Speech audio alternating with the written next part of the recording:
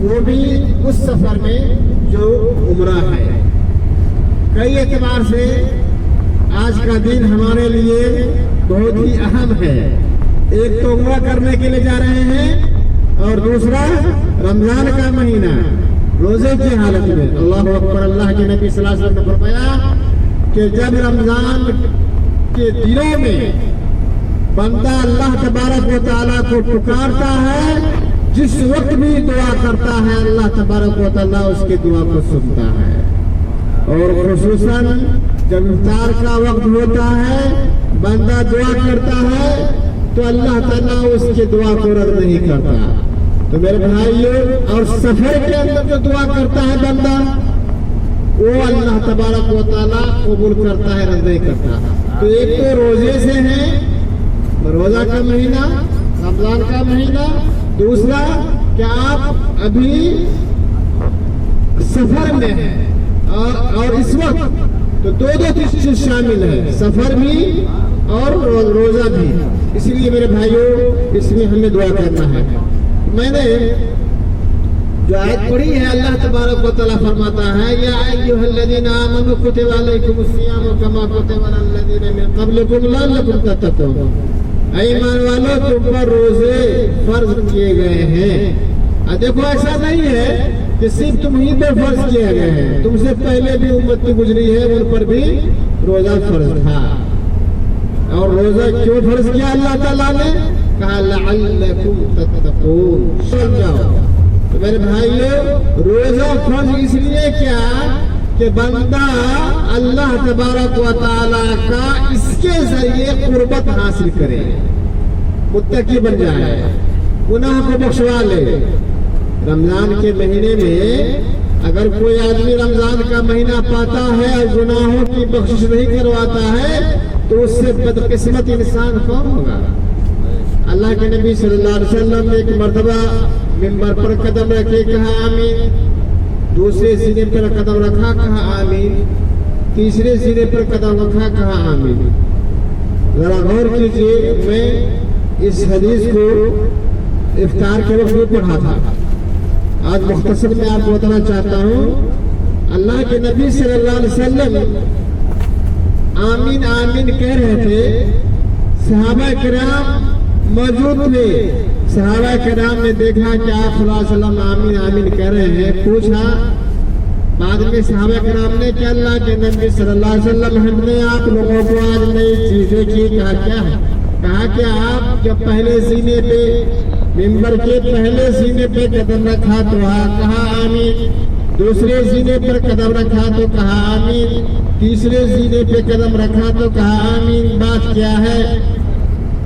تب اللہ کے نبی صلی اللہ علیہ وسلم نے فرمایا، اے میرے ساتھیوں، اے میرے صحابیوں، جب میں پہلے سینے پہ قدم رکھا، جبرائیل امین آئے، کہا بعد من ادرک رمضان فلم یغفر لہ، ہلاکت ہے، بربادی ہے، تباہی ہے، گھاٹا ہے اس آدمی کے لیے جس نے رمضان کا مہینہ پایا اور اپنے گناہوں کی بخشش نہیں کروا پایا۔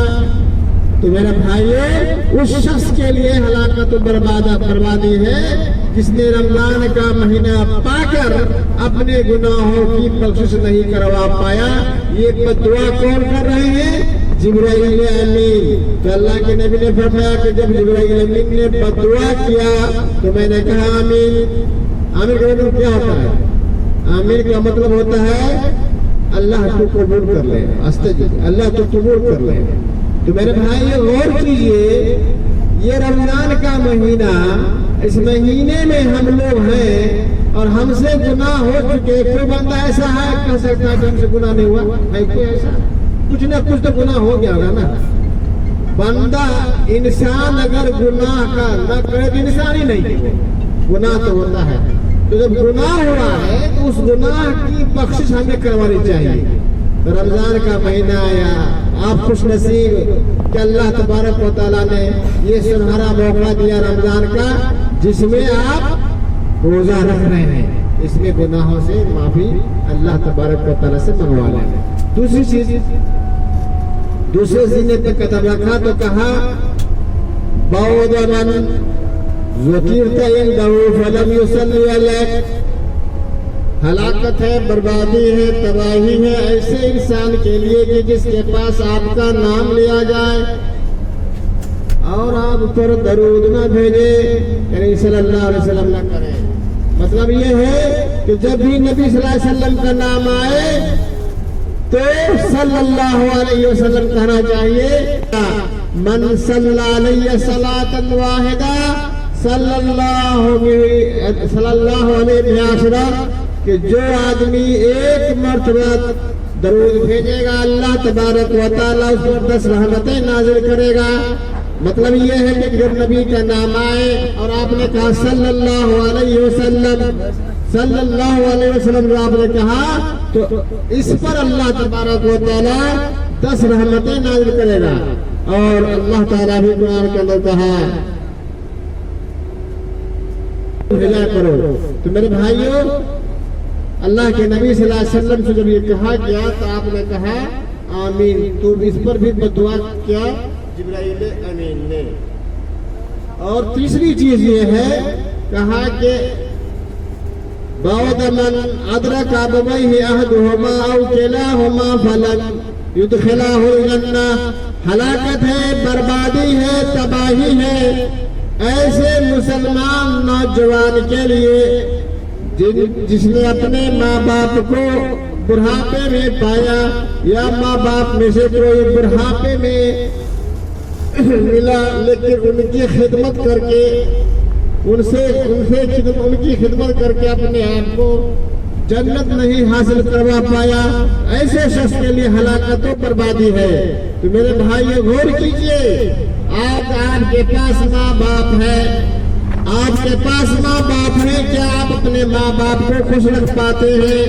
بہت سارے نوجوان ایسے ہیں ماں باپ پر لاڈ و پیار سے پال پوس کر سیانہ کرتے ہیں، نہ جو جوان ہو جاتا ہے بچہ خواہش کے مطابق یا دستور کے مطابق اپنے بچے کی شادی کر دیتے ہیں، شادی ہو جاتی ہے، شادی ہونے کے بعد کچھ دن کے بعد وہی بہو اپنے ساس کو تکلیف پہنچاتی ہے، ماں کہتی ہے بیٹا تیری بیوی مجھے پریشان کرتی ہے، مجھے گالی دیتی ہے، لیکن بیٹا بیوی کی منہ میں بیوی کی بات کو مانتا ہے اور ماں کو تکلیف دینا شروع کر دیتا ہے۔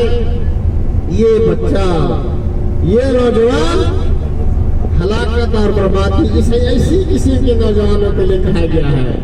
اسی طریقے سے بچہ جوان ہو آتا ہے، شادی کر دیتا ہے، ماں باپ کمانے کے لیے سعودیہ بھیج دیا، قطر بھیج دیا، سعودیہ قطر آیا، باپ نے بڑے پیار سے لاڈ سے پیسہ خرچ کر کے بیٹے کو بھیجا سعودیہ کمانے کے لیے، قطر کمانے کے لیے، دبئی کمانے کے لیے، تاکہ میرا بیٹا آئے گا کما کر تو مجھے آرام سے رکھے گا۔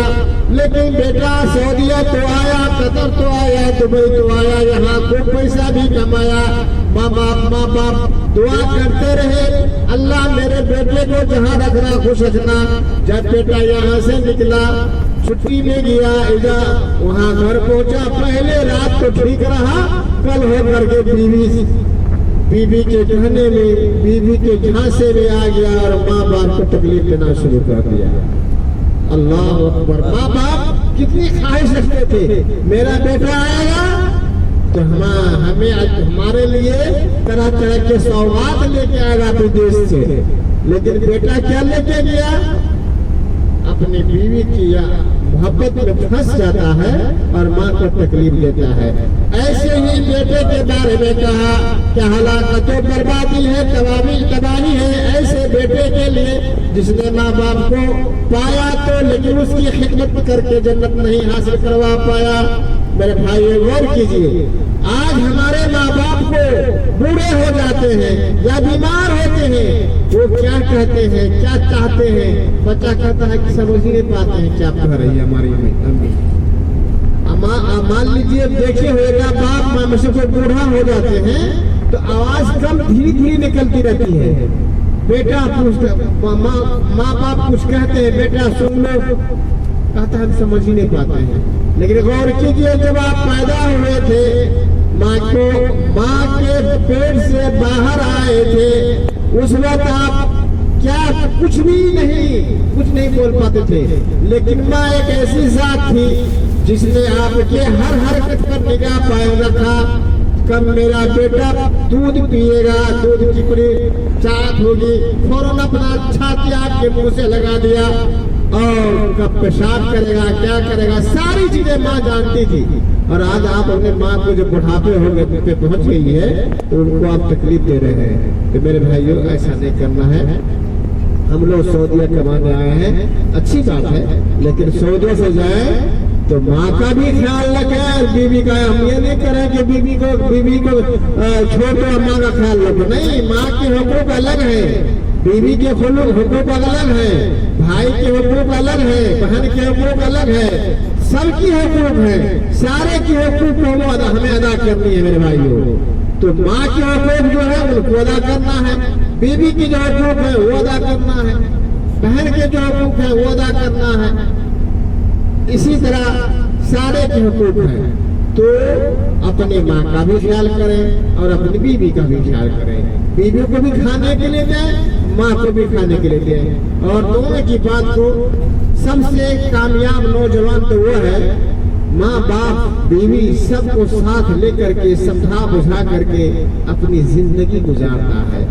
वही घर और वही घराना बेहतर है जिसके अंदर इस तरह की मोहब्बत होती है, सुकून मिलता है। अल्लाह तबारक व तआला हम लोगों को अच्छा बेटा, अच्छा शौहर, अच्छा भाई बनने की तौफीक दे, और अपने भाइयों बहनों के साथ, अपने बीवियों के साथ और माँ के साथ, सबके साथ उनके हुकूक को अदा करने की तौफीक दे।